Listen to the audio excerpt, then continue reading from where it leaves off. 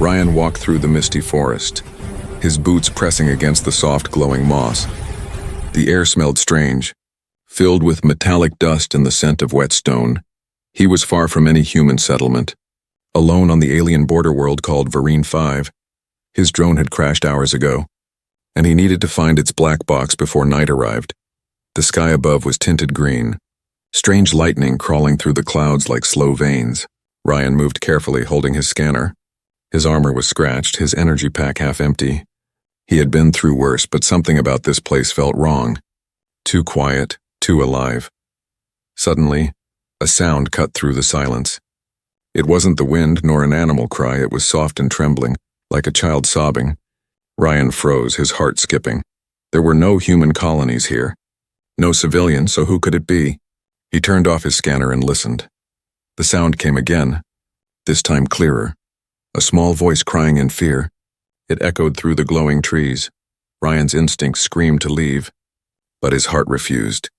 He walked toward the sound, pushing aside the tall glowing vines. The forest grew darker with every step, shadows moving like smoke around him. Then he saw movement near a cluster of blue-leafed roots. Two small figures huddled together, crying softly. They were not human. Their skin shimmered faintly, a soft lilac glow under the mist. Their large eyes reflected the dim light like crystals. They looked fragile, scared, and completely lost.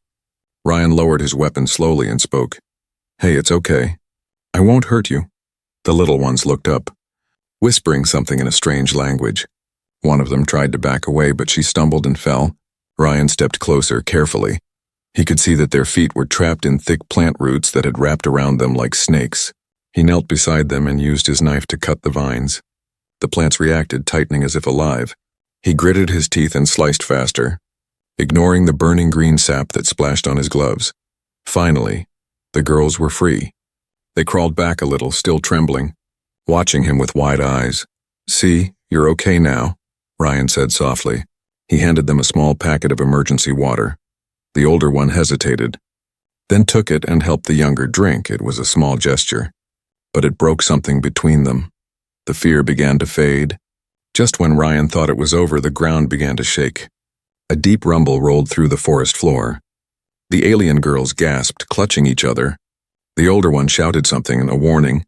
Ryan turned sharply and saw trees bending in the distance. Something huge was moving toward them. A roar tore through the air, low and furious. The sound vibrated in his chest. The younger girl screamed. Ryan grabbed both of them and started to run. His boots splashed through mud and glowing puddles as the forest came alive around them. Leaves shimmered, roots moved, and branches cracked above him. Behind him, a massive creature emerged from the shadows. It was like a nightmare given flesh, covered in black scales that glistened in the alien light. Its eyes burned with red fire, and its claws tore through trees like paper. It let out another roar that shook the air. Ryan ran faster, breathing hard. His blaster bounced against his side as he reached the edge of a rocky slope. Below, his broken shuttle waited, half buried in the mud. He turned and fired his weapon once the shot hit the beast's shoulder. It screamed but kept coming. He stumbled down the slope, nearly falling, and pushed the girls inside the shuttle wreck. "Stay down!" he shouted. The beast crashed through the trees, getting closer every second. Ryan grabbed a power cell from the floor and slammed it into the thruster port. Sparks flew. He slammed his hand on the ignition. The damaged engine exploded to life, a burst of blue flame shooting out the back. The shockwave tore through the clearing, throwing dirt, leaves, and fire everywhere. The beast screamed in pain and tumbled backward into the river below. Ryan fell to his knees, breathing hard. His hands were shaking. He turned to check the girls, and they were safe, clutching each other, looking at him with wide eyes. The younger one whispered something, maybe his name. He didn't understand the words, but he understood the meaning. They trusted him now. Outside, the forest was quiet again, only the wind whispering through the trees. Ryan leaned back against the shuttle wall, his heart still racing.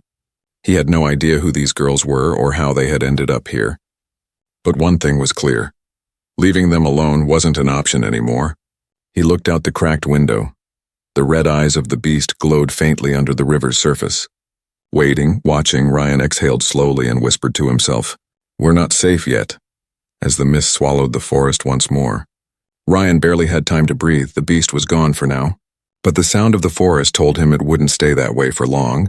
The air felt heavier, filled with the smell of burned leaves and something metallic. He knew the creature was still out there, waiting, circling. Inside the half-broken shuttle, the two alien girls sat close to each other. Their eyes glowed softly in the dim blue emergency light. They didn't speak much, only whispered now and then. Ryan could feel their fear, the way their small hands trembled when the wind howled outside. He didn't blame them, even his hands were shaking. He turned the control screen toward him. The system was almost dead, but one camera feed still worked. He saw shadows moving among the trees. Something large brushed against the hull. A heavy thud made the girls gasp. Ryan grabbed his blaster and crouched near the door. Listening, the forest went silent, and that silence was worse than the noise. It was the kind of silence that warned of danger, the kind that meant the hunter was already too close. Ryan took a deep breath, opened the hatch slightly, and looked out. The mist was thick, glowing faintly under the alien moon between the trees. He caught sight of two red eyes staring straight at him. The beast had returned, slower this time, smarter. It knew where its prey was, Ryan whispered. "Stay inside. Don't move." His voice was calm but low. He stepped out quietly, mud sticking to his boots. He could hear his own heartbeat echoing in his helmet. The air was so still that even his breathing sounded too loud. Then the creature moved, a blur of darkness, fast and powerful. Ryan fired his blaster, the light cutting through the fog. The shot hit the beast's shoulder again, sending sparks flying, but it barely flinched. It roared, a terrible, deep sound that shook the ground beneath his feet. Ryan rolled to the side as its claws smashed into the shuttle. Metal bent and screeched. The girls screamed inside. Ryan fired again and again, each blast lighting up the night for just a second. The creature's skin was thick, almost armor-like. It was bleeding, but not slowing down. He backed away toward the cliffs. Firing as he went, he had no plan, just survival behind him. The mist opened to reveal the long drop into the canyon river below. He looked back once, then at the beast charging toward him. He made his choice. "Come on, you monster," he muttered, then fired at the ground near its feet. The blast sent up dust and heat. The beast stumbled, roaring in anger. That was enough. Ryan turned and ran back toward the shuttle. Inside, the girls were crying, the younger one clutching a broken piece of metal like it could protect her. Ryan entered quickly, sealing the hatch. He slammed a power fuse into the emergency core and prayed it still worked. The shuttle hummed. Lights flickered. The ground trembled again as the beast struck the hull, trying to crush it. The metal groaned, cracking in several places. Ryan hit the ignition and shouted, "Hold on!" A moment later, the thrusters fired. The whole wreck jerked violently, then blasted forward a few meters. The burst of heat and flame exploded outward. The shockwave threw the beast backward, setting fire to the nearby trees. Smoke filled the air. The girls coughed. Ryan's ears rang from the explosion, but the beast was down for now. He checked the monitors, nothing moving. Only fire and drifting ash. He turned to the girls. "It's okay." "It's gone," he said, trying to sound sure. The older one looked at him with tearful eyes and whispered a word he didn't understand. It sounded like protector. Ryan smiled faintly. Even though his body ached, he sat down against the wall. Looking at the damaged control panel, he had maybe an hour before the core burned out completely. They needed shelter before dawn, the forest wasn't safe, and the beast would come back stronger. He stood up again, exhaustion pulling at him. "We move before sunrise," he said softly. He grabbed a small bag, stuffed it with supplies, and helped the girls stand. The older one took his hand, small and cold but full of trust. Outside, the night air was colder, the flames casting orange light through the mist. Ryan looked back at the burning shuttle, his only transport now destroyed. Above, thunder rolled slowly and distant alien howls echoed through the hills. He whispered to himself, "You're not dying here. Not tonight," then led the two girls deeper into the forest. The mist swallowed them whole, leaving behind only the glowing firelight and the faint echo of the beast's roar far behind. The sun on Varine 5 rose slowly, painting the alien forest in shades of silver and blue. The mist still clung to the trees. Wrapping everything in silence, Ryan walked carefully, carrying the younger alien girl in his arms while the older one followed, holding onto his jacket. Their small feet made no sound on the mossy ground. Only the soft hum of insects echoed in the distance. Ryan's armor was dented and his blaster had overheated. His energy pack was nearly empty. He hadn't slept in 2 days, but he didn't care. The only thing that mattered now was keeping the girls alive. Every time he looked down at their glowing skin and fragile faces, he felt something stir inside him, something human, something he thought he had lost long ago. After hours of walking through thick vines and twisted trees, he finally saw something. An old military bunker half buried under the cliffside. Its metal walls were rusted, the door cracked open. It looked ancient, abandoned, but it was shelter. He placed the younger girl down and looked around carefully. He checked for traps, scanned for power lines, and listened for movement. Nothing, just the faint whistle of wind through the broken vents. He turned to the girls and nodded. "We'll stay here for now," he said softly. They didn't understand the words, but they followed him inside. The air was cold and smelled like old oil. Ryan used his wrist light to look around. There were old crates, a broken generator, and pieces of alien technology scattered across the floor. He cleared a space and started a small heat lamp from his emergency kit. The warm light filled the room, and for the first time since the crash, the girls stopped shaking. The older one pointed at the lamp and said something, her voice curious. Soft, almost musical, Ryan smiled. "Heat," he said.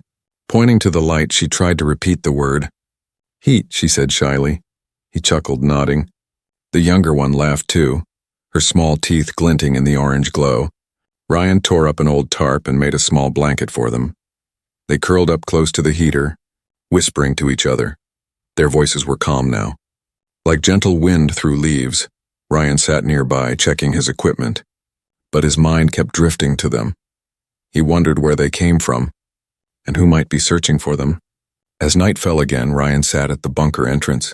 Staring into the dark forest, he could still see faint red glows between the trees.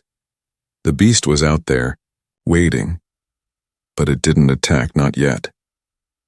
Maybe it feared the light, or maybe it was just playing with its prey. He sighed, leaned back, and looked at the stars through the cracks in the roof. He hadn't seen a human face in years, not since the frontier wars had pushed his people out of this sector. He was supposed to return to the main fleet, but instead, he had been stranded here after his transport went missing. Now fate had thrown these two alien children into his life. He closed his eyes for a moment, listening to their soft breathing. The warmth of their presence reminded him of his little sister back on Earth, the way she used to hide behind him whenever she was scared. He smiled faintly at the memory. Hours passed and Ryan dozed off, but a strange sound woke him. He looked around alert. The girls were still asleep, curled up together, but outside, the forest was moving again, leaves rustled, and the ground trembled slightly. He grabbed his blaster, stepped toward the door and listened. Then a flash of light burst in the distance, bright, silent and quick. It wasn't lightning. It was something mechanical, a signal. He frowned, checking his wrist scanner. A weak pulse appeared on the radar. An energy signature. Unfamiliar yet organized, Ryan whispered to himself. Someone's out there. He looked back at the girls, still sleeping peacefully. He knew he couldn't risk moving them tonight. But he also couldn't ignore that signal. It could be rescue or it could be something worse. He turned off the lamp to hide their heat signature and waited in the dark. The forest outside glowed faintly under the alien moon. For a moment, he thought he saw a silhouette, tall, graceful, and surrounded by faint light, watching from the edge of the trees. Then it vanished, leaving behind only the sound of the wind. Ryan stayed awake the rest of the night, his blaster in hand, guarding the two sleeping children. He didn't know who or what had sent that signal, but something told him this was only the beginning, and deep in his chest, he felt it, that same instinct that had saved him before, the calm before another storm. The morning light filtered weakly through the cracks of the bunker, turning the cold metal walls into shades of silver and gold. Ryan sat near the entrance, half awake, his blaster still resting across his knees. The alien girls were still asleep, their glowing skin dim under the faint heater light. He watched them for a moment, realizing how strange it was that two children could bring peace to a place filled with death and silence. He stood slowly, stretched his stiff shoulders, and looked outside. The forest looked calm, but Ryan knew better. The beast hadn't returned, yet the air still felt heavy, like the world was holding its breath. He scanned the horizon with his visor, hoping to catch any movement or sign of help. That's when he saw it, a faint shimmer in the sky, like a flicker of light bouncing off metal far above the clouds. He frowned and tapped his wrist console. Static filled the screen, then a broken pattern of numbers. Repeating over and over again, it wasn't human. The code structure was different. Organic in rhythm, melodic almost. He adjusted the frequency, and the noise turned into a pulse. A repeating beacon signal. Ryan's heartbeat quickened. "That's not random," he muttered. He turned to the girls, who were now awake and watching him curiously.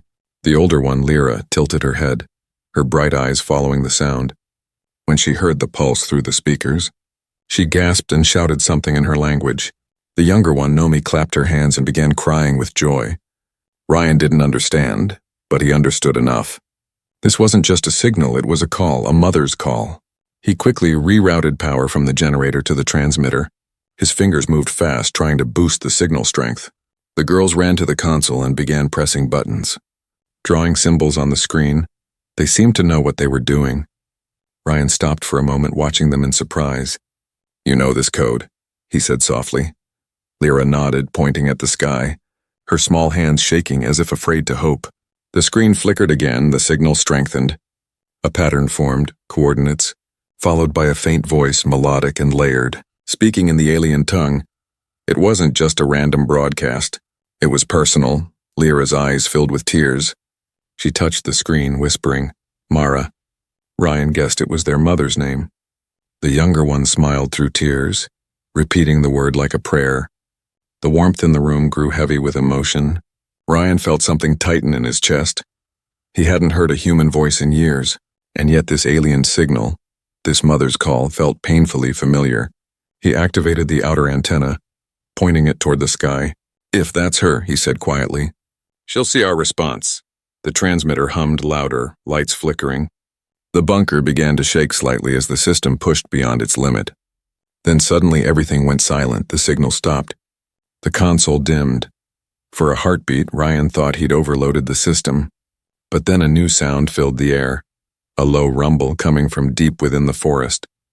The girls froze, fear returning to their eyes. Ryan stepped to the entrance and looked out. His stomach turned cold. The trees in the distance were moving again, not from wind, but from something massive forcing its way through. The beast was back. He grabbed his rifle and told the girls to hide. But before he could take a step outside, the sky above them erupted with light. A column of blue fire cut through the clouds, followed by the sound of thunder. Ryan shielded his eyes as a massive ship broke through the atmosphere, silent yet powerful. Its shape was elegant, curved like wings of crystal. It wasn't human technology. It was beautiful and terrifying. The girls ran to the doorway, their faces glowing with hope. "Mara!" Lyra shouted, pointing upward. Ryan looked at her, confused. "That's your mother?" She nodded quickly, tears streaming down her face. But then the ground shook violently. The beast roared again, louder, angrier. Its red eyes glowed brighter through the smoke. The mother's ship hovered above the forest, scanning the ground with beams of light, searching for her daughters. While the monster moved closer, drawn by the same signal, Ryan cursed under his breath and turned back to the console. He knew the ship wouldn't see them through the dense canopy. He adjusted the signal strength one last time, rerouting every ounce of power left in the generator. Come on," he whispered, sparks flying from the wires. The girls stood beside him, holding hands, their glowing eyes fixed on the light pouring from above. The sound of the beast grew louder, its claws tearing through the trees. Ryan slammed his hand on the transmitter. The signal flared and the bunker burst with blue light. The mother's ship stopped midair, its lights focusing on their position. Ryan smiled faintly. "She sees you now," he said. But there was no time to rest. The beast was already at the entrance. Its roar shaking the bunker walls, he raised his weapon, looked back at the terrified girls and whispered, "Stay behind me." As the sound of metal bending filled the air and the doorway began to crack under the weight of the approaching monster, Ryan tightened his grip on the blaster, sweat running down his face. The bunker walls trembled as the beast clawed at the metal door, each strike sending sparks and shards flying across the floor. The alien girls huddled together behind a pile of crates, their wide eyes locked on him, trusting him completely. He peeked through a crack in the door. The creature was enormous, scales black and jagged, its eyes glowing red, its jaws opened wide, revealing rows of sharp teeth that glimmered under the moonlight. The beast let out a low, guttural growl that shook the ground beneath Ryan's feet. He aimed carefully, his finger steady on the trigger. He fired the blaster at the creature's chest. The blue beam hit the thick scales with a loud sizzle. Sparks flew, but the monster barely flinched. It lunged forward, knocking over a nearby wall panel. Sending debris crashing onto the floor, Ryan backed away quickly, dragging the girls with him toward the bunker's exit. The older one, Lyra, held his hand tightly, her small fingers gripping his armor. The younger one, Nomi, clung to his leg, trembling, but her eyes showed trust and hope. Outside, the forest was alive with danger. Broken trees and glowing vines created a chaotic maze. The ground shook as the beast chased them, its claws slicing through everything in its path. Ryan knew they couldn't outrun it. Not in this terrain. He needed a plan, and fast. He scanned the area and spotted the cliffside, jagged rocks leading down to the river below. An idea formed in his mind, risky but necessary. He whispered to himself, "We make it to the edge, and maybe we get a chance." Ryan sprinted through the mud, the girls following as best they could. The beast's roar echoed behind them, louder than thunder. Trees bent and broke under its weight. The air smelled of ozone and burning metal. His heart pounded. Every step closer to the edge felt like a second closer to death. They reached the cliffside, and Ryan looked down at the river far below. Turbulent and fast, he could hear the beast behind them, its breath hot and heavy. He grabbed the girls and pushed them down slightly behind a boulder. "Stay here, don't move," he said firmly. The creature appeared at the edge.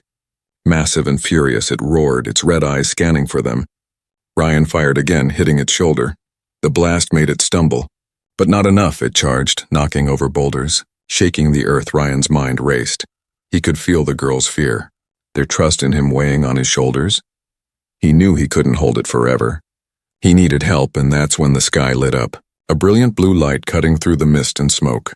The mother's ship descended silently, powerful and glowing. Its beams of light searched the ground. Scanning for the girls, the creature froze for a moment. Sensing the presence above, Ryan used that pause to fire again, striking its side, sparks flying. The monster roared in pain and rage, but hesitation gave him a chance. He led the beast toward the cliff, dodging falling rocks and snapping vines.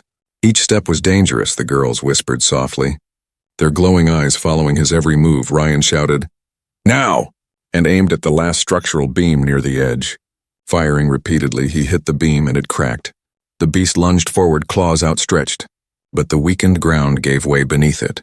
It fell with a deafening roar into the river below, the water churning and steaming where it landed. Ryan exhaled sharply, his body shaking with relief and exhaustion. The girls ran to him, hugging his legs, tears of relief streaming down their faces. Ryan smiled faintly, holding them close, but he didn't look up yet. The mother's ship hovered above, scanning, its light reaching the forest floor. Then a beam of light extended down, almost gentle, almost warm. The girls gasped, recognizing the signal. Lyra whispered, "Mara," and pointed at the ship.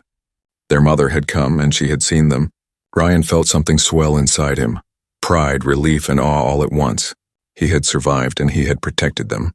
Against impossible odds, the wind blew through the shattered trees, carrying away the smell of smoke and fear. The forest was quiet now, almost peaceful. Ryan looked at the girls, smiled, and whispered, "It's not over, but we're safe, for now." The mother's ship hovered closer, ready to descend, and Ryan knew the next part of their journey, and their reward, was about to begin. The alien ship hovered silently above the forest, blue light spilling like liquid over the trees. Ryan shielded his eyes against the brilliance. The two girls clung to his arms, their small bodies trembling, but their glowing eyes reflected awe instead of fear. A low hum filled the air, vibrating through the ground, through the trees, and even through Ryan's chest. Then the ramp lowered slowly, sleek and glowing, almost like it was carved from light itself. Ryan felt his breath catch. The forest around him was quiet, waiting. The air was heavy with something he couldn't name. Anticipation, hope, and danger all mixed together. From the ramp stepped a tall figure, regal and commanding, yet her eyes held warmth, sorrow, and love. Her skin shimmered faintly like the girls, but brighter, almost radiant. She moved with elegance, her presence filling the clearing, making even the ruined bunker feel alive. The girls ran to her, Lyra first, then Nomi, their glowing hands reaching out, crying and laughing all at once. Their voices filled the air. Musical and alien, Ryan took a step back, watching the reunion, his chest tight with emotion. He had seen children cry before, had comforted people in fear and pain, but this, This was something new, something pure. The mother knelt, gathering the girls in her arms, their small bodies pressed against her, and she whispered words Ryan couldn't understand. But he could feel the love, the relief, the unspoken promises. Their laughter echoed, mingling with soft sobs, creating a strange harmony that made Ryan's throat ache. Finally, she looked at him and he realized she had been aware of him all along. Her eyes glowed softly, scanning him from head to toe, and for a moment he felt naked, exposed. But not in danger. Instead, there was respect, recognition, and something more. Gratitude, deep and heavy. Through a translator she spoke, her voice clear and melodic. "You risked your life for my daughters, a life no other has dared to give since the humans disappeared from the stars." Ryan swallowed. Not used to such words, he opened his mouth, but no words came out. He could only nod, his body shaking slightly from exhaustion, fear, and relief. The girls hugged him tightly, Lyra whispering, "Protect her," over and over. Nomi nodding, her small hand on his chest. Ryan smiled faintly, unsure if it was appropriate to feel so touched. But he did. It was the first time in years he felt needed, trusted and important. The queen stood slowly, looking down at him. Then she reached into a glowing pouch at her belt and produced a small orb, pulsing softly, blue light radiating in all directions. "This is for you," she said, handing it to Ryan. "A gift for a true protector, one who has earned the respect of my people." He took it cautiously, feeling the warmth and energy within. The orb scanned him, humming softly. Almost as if it were alive, Ryan had no idea what it was. But somehow he knew it was important. Something ancient, something powerful, something that could change everything. The girls looked up at him, their eyes bright with excitement and love. Ryan felt a strange mix of pride and responsibility. He had saved them, yes, but now he had a role that stretched far beyond himself, beyond Earth, beyond the forest, beyond the borders of the galaxy itself. The queen stepped closer, placing a glowing hand on his shoulder. Her touch was gentle but strong, grounding him. "You have done what many cannot, what few dare. You have protected innocence when all else failed, and for that, you are one of the last humans we trust." Ryan nodded, unable to find words. Outside, the forest shimmered under the alien light, broken trees glowing faintly, the river reflecting the blue beams from the ship. Even the air felt alive, as if the planet itself recognized the change. The beast had been defeated, but more importantly, a bond had been formed, one that spanned species, worlds, and hearts. Ryan looked at the orb in his hands again, then at the queen, then at the girls. His chest tightened, realizing that his journey was far from over. He had rescued them, yes, but now he had a purpose, a mission, and a connection to a world he barely understood. The queen finally nodded, signaling her ship.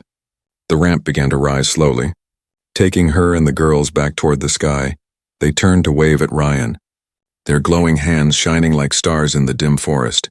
He waved back, holding the orb tightly, feeling for the first time in years that humanity still had meaning in this vast galaxy. As the ship vanished into the clouds, Ryan whispered to himself, "This is just the beginning." He stood alone for a moment, looking at the glowing forest, feeling alive, ready for whatever the universe would throw at him next. The forest was quiet now, the blue light of the alien ship gone, leaving only the soft glow of Varine V's strange flora. Ryan stood alone, the small orb still pulsing softly in his hands. It was warm, almost alive, as if it recognized him, and he could feel energy flowing through it. Strange and powerful, he watched the horizon, thinking of the girls, Lyra and Nomi, safe now with their mother. The memory of their trust and laughter filled his chest with something he hadn't felt in years. Pride, hope, and a strange sense of belonging. He realized that for the first time, he had done something truly meaningful. Something that mattered. The orb pulsed again, stronger this time, and a holographic projection emerged, blue light forming symbols and images in the air. Ryan stepped back, awe filling his eyes. The images showed star systems, planets, and strange structures. The patterns were not random, but like a map, ancient and vast. A voice echoed softly from the orb, melodic and calm, speaking in a language Ryan didn't understand, but somehow he could feel the meaning, a message. For those who protect innocence, knowledge is the reward, it said. The orb shimmered, and a faint energy connected to Ryan. Scanning him, measuring, almost judging, Ryan felt a sudden rush of clarity, as if memories not his own were flowing into him. Data about lost human colonies, hidden settlements, and technologies long forgotten filled his mind. He gasped, overwhelmed, but also amazed. This was a gift beyond anything he could have imagined. A chance to reconnect humanity to the galaxy. He held the orb close, feeling its energy course through him. The air around him vibrated softly. Almost like a heartbeat, he thought of the Queen, of her trust and gratitude, and of the girls, their innocence and hope. Ryan realized that this orb was not just a reward, it was a responsibility.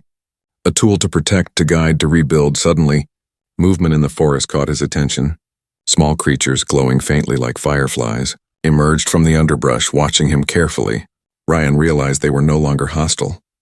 They circled him as if acknowledging him, their presence calming, affirming that the forest itself had accepted him. He smiled faintly, the tension in his shoulders easing. The journey had been dangerous, the nights long, the threats endless, but now he held something that could change everything, something that connected him to the wider galaxy. He whispered to himself, "This is bigger than me, bigger than anything I've known." Ryan looked at the stars, scattered across the greenish sky. He imagined traveling to the lost colonies, finding other humans, sharing the knowledge and technology the orb had given him. He thought of the Queen and her people, and how one act of courage had bridged worlds. The orb pulsed again, stronger this time, and a small projection of Lyra and Nomi appeared, smiling at him. Their tiny hands waved, glowing with the same soft light as before. Ryan felt a warmth spread through his chest, their trust and gratitude reaching across the void, reminding him why he had risked everything. He clenched the orb tightly, taking a deep breath. "I won't fail," he whispered, determination hardening in his voice.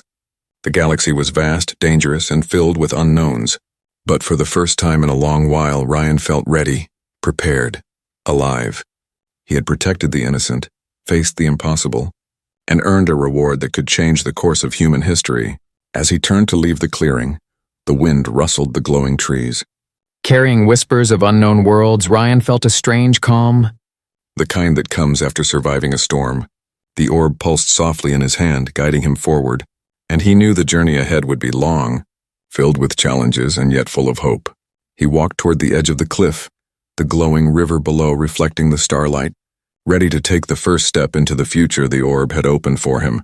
The forest behind him remained quiet, watching, as if acknowledging that a new chapter had begun, for Ryan, for humanity, and for the galaxy itself.